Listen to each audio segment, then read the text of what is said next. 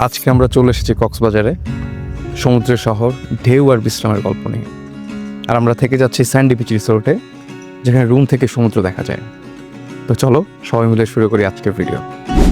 কক্সবাজারের মেইন সমুদ্র সৈকতের একদম পাশেই বুক করলাম এই স্যান্ডি বিচ রিসোর্ট। বাইরে থেকে একদম প্রিমিয়াম লুক, আর ভিতরে ঢুকেই মিলল শান্তির অনুভূতি। এ হলো আমাদের রুম, একদম ক্লিন আর কমফোর্টেবল। দুইটা আলাদা বেড, সফট বালিশ আর ফ্রেশ বেডশিট, একদম হোমের মতো একটা ভাইব।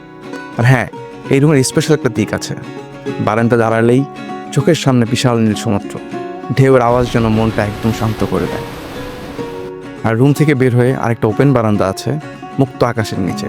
আর এখান থেকেই সমুদ্র যেন আরও কাছে চলে আসে, একদম হাত বাড়ালেই ধরতে পারবো এমন অনুভূতি।